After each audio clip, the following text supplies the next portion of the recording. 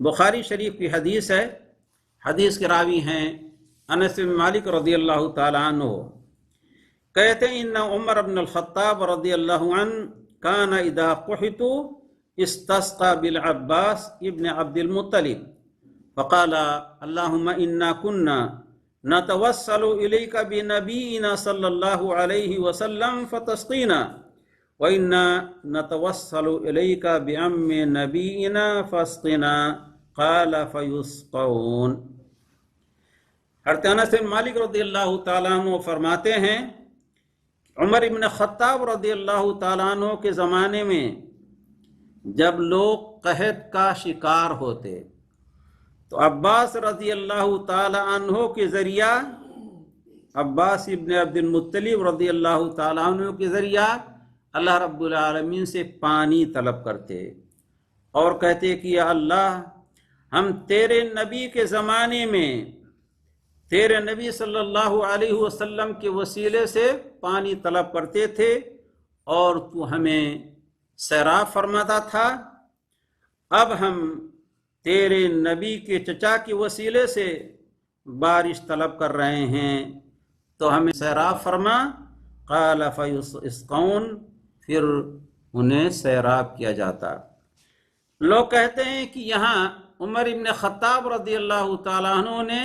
حضرت عباس ابن عبد المطلب کے جاہ اور مرتبے کو وسیلہ بنایا۔ بھلا یہ عقل میں آنے والی بات ہے کہ عمر ابن خطاب رضی اللہ تعالیٰ عنہ اگر یہ جانتے کہ رسول اللہ صلی اللہ علیہ وسلم کے جاہ و منزلت اور مرتبہ سے پانی طلب کرنا جائز ہے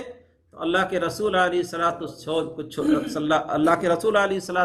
کو چھوڑ کر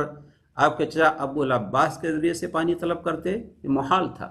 خاص طور پر عمر ابن خطاب رضی اللہ تعالیٰ عنہ اللہ کے رسول علیہ السلام کے اتنے شیدائی تھے کہ عقل میں آنے والی بات نہیں کہ ایسا کرتے۔ اور پھر ایک بار نہیں ہوا، اذا قحطوا، جب قحط کا شکار ہوتے۔ تو اس کا مطلب کیا ہے؟ اس حدیث کا مطلب یہ ہے کہ عمر ابن خطاب رضی اللہ تعالیٰ عنہ نے حضرت عباس ابن عبد المطلب کے حق اور جاہ کو وسیلہ نہیں بنایا تھا۔ اگر ایسا ہوتا تو اللہ کے رسول علیہ السلام کے صحابہ کرام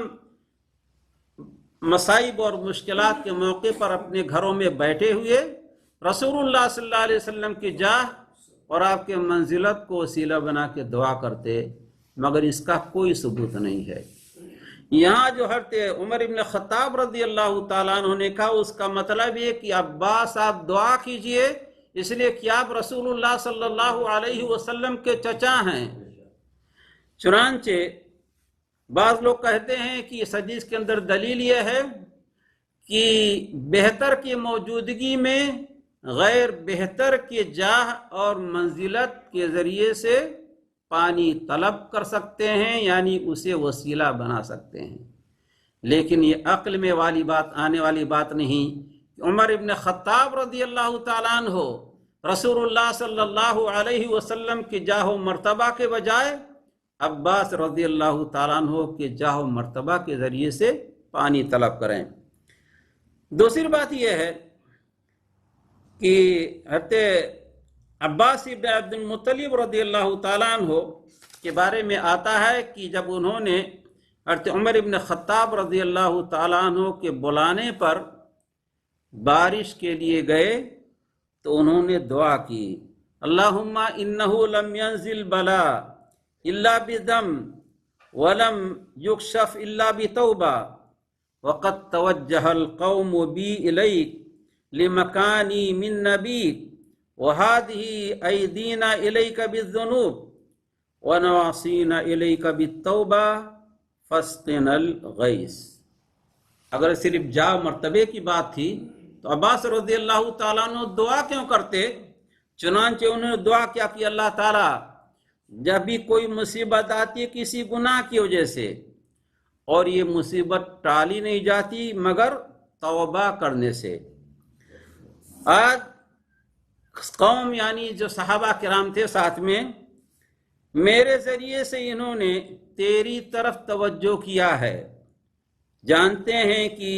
میرا مرتبہ نبی علیہ الصلوۃ والسلام اللہ تیرے نبی کے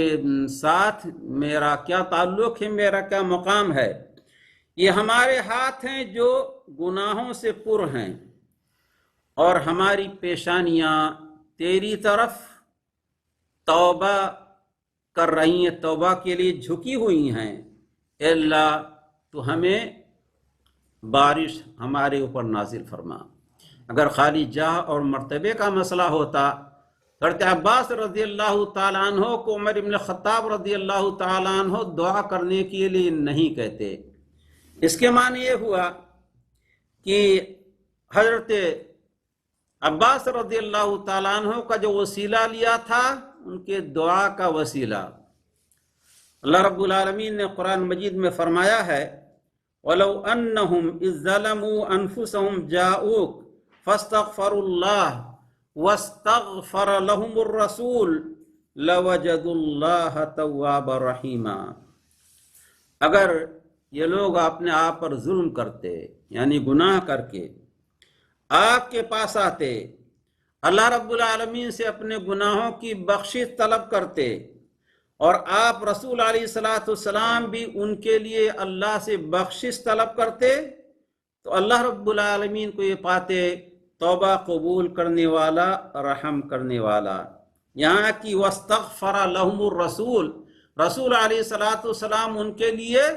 دعائے مغفرت کریں، یہ نہیں کہ رسول اللہ صلی اللہ علیہ وسلم کے جاہ و مرتبہ کو وسیلہ بنا کر۔ اور صحابہ کرام میں سے کسی سے ثابت نہیں ہے کہ کبھی ان میں سے کوئی رسول اللہ صلی اللہ علیہ وسلم کی قبر کے پاس آیا ہو اور رسول اللہ صلی اللہ علیہ وسلم سے مصائب اور مشکلات کے ازالے کے لیے دعا کی ہو یا آپ سے کوئی گزارش کی ہو۔ حضرت معاویہ بن ابی سفیان رضی اللہ تعالیٰ عنہ کے زمانے میں ایک بار قحط پڑا تو انہوں نے یزید ابن اسود نیک آدمی تھے، ان کے وسیلے سے دعا مانگی، ان سے کہا اے یزید دعا کرو، چنانچہ انہوں نے دعا کی۔ خلاصہ یہ ہے کہ اس حدیث سے رسول اللہ صلی اللہ علیہ وسلم کی جاہ و منزلت یا عباس رضی اللہ تعالیٰ عنہ کی جاہ و منزلت کو وسیلہ بنا کے